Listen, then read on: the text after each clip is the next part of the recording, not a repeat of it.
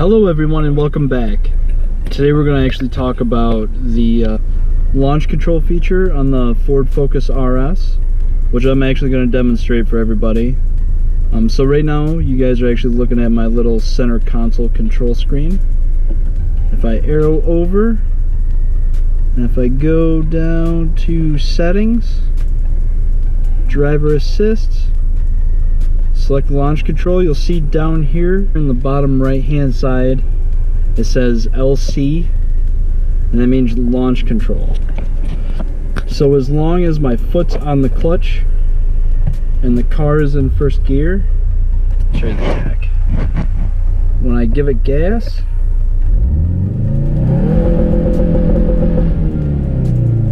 it just revs right at 5,000 RPMs until I dump the clutch. Now when I take the clutch off, you'll see the launch control feature disappears.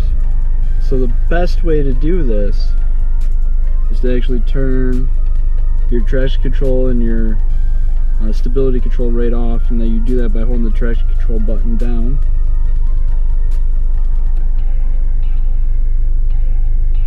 And it says that it's off, and then you can see down here the traction control off light is illuminated, and you're pretty much all set to go. So let me demonstrate it.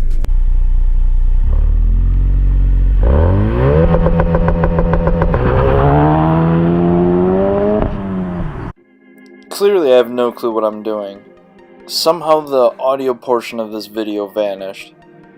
Pretty much what I wanted to say is that this further proves that this car is really awesome. Ford sent it out with a built-in launch control.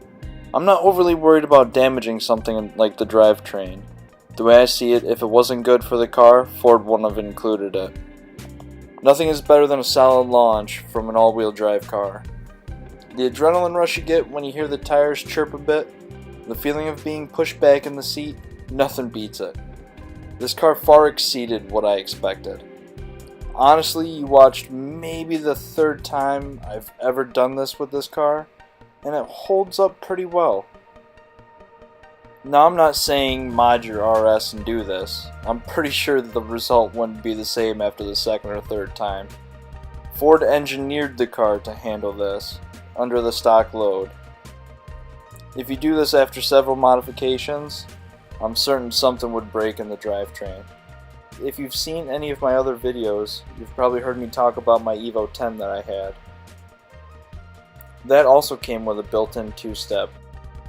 Mitsubishi never really advertised. And most hardcore Evo owners would say it isn't very safe. Like, you can go on any Evo forum and read all of the horrors of messed up differentials. I tried it once, but when I did it I already had several mods on the car. All I ended up doing was roasting the clutch real good. I know this video didn't follow anything I said in the last one. Before I mentioned maybe doing a few videos on car detailing, like using a coin-operated car wash, what my technique is, etc. But I've come to realize something. I really suck at this. Come on, just look at what you're watching. You're watching me drive around right now, seeing a few hand gestures that don't match up with the audio, because somehow when I pulled the video off the camera, the audio was missing. So I'm using my laptop microphone to voice over essentially what is a voiceover. Look, I have no idea what I'm doing. Like I've said before, I've never done anything like this. So I'm going to be super sucky for a while. But please just bear with me. I promise things will start to get better as I learn new video editing software and how to use a camera. If you haven't already, go check out my Instagram. My still images are at least kinda decent. Also, on my Instagram I posted a question about how you would go about modding this thing. Maybe give a mod list and include some kind of timeline. I know some people are real big on doing suspension components first, which I get. Logically it makes sense to beef up your suspension and drivetrain before you start making any kind of power. I mean, you can't do anything with the extra ponies if you're just spinning the tires. And there's so many different ways to tune a car today. In the Evo I had a Cobb access port.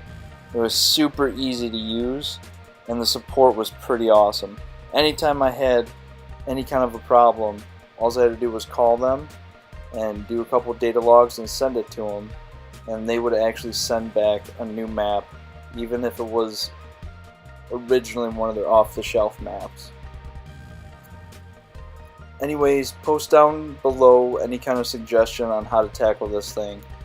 Or hell, if you have any idea how to make my videos better, constructive criticism is accepted. Just don't be a dick. My feelings get hurt kinda easy. I'm just kidding. Until next time, thanks everyone.